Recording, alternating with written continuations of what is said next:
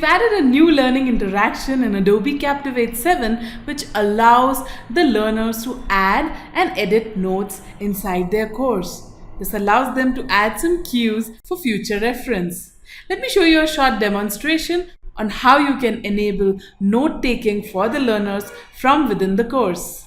Click Insert, Interactions, and from these interactions, select Notes and click Insert. This brings up the Configure Interaction dialog and you have to make some choices here. First option is to choose the default notes icon, or you can use a transparent icon and place your own graphic behind that transparent icon. You can add notes for each slide, or you can add notes for the entire project. Let's go with the each slide option right now, and then we will see the next option.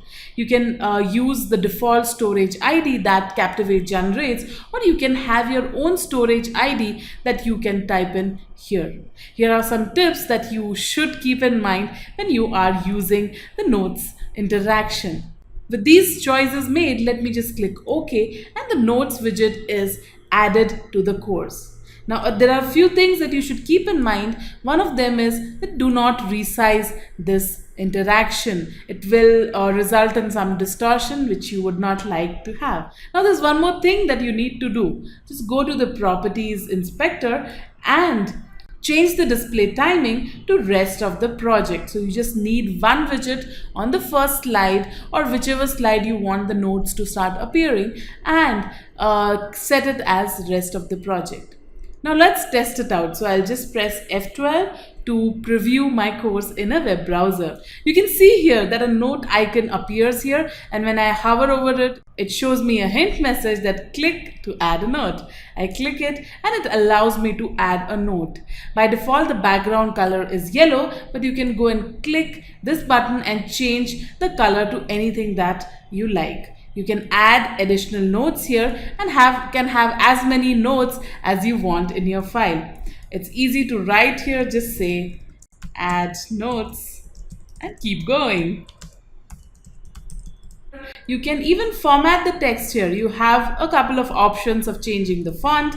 You can change the font size. You can make it bold, italics, underline, or you can even change the color of the font that you are using. When I go to the next slide, you can see that now whatever notes I'm getting is not the same as the first slide. You can go to the next slide and see that there is another slide note present here. So you can easily add notes based on your slide. Let's see how we can add notes based on the project. So I will double click this widget again and make changes here. This time let's use our own icon. So I will use a transparent icon here, and below that I will add an image to show the icon. The next thing I will do is add notes for the project.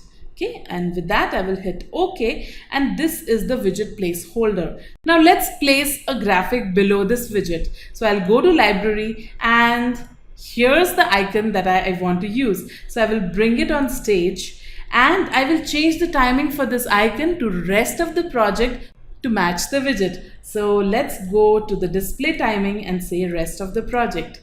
Now let's make it a little small and place it wherever we want it to appear in the course. So I will just make it a little more small, and now we want this widget to be on top of this particular graphic. So what I'll do is I will say arrange and bring to front.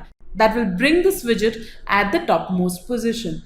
With all these alignments in place, let's preview. Here you can see that though I added a different icon, I can use the same widget, and I'll click this and I get a new note which I can use for the project. So whatever I'm typing here should be available on the next slide as well. So I will close this here and click the begin button, and now here I will click it again, and here I can say added some more notes on the second slide.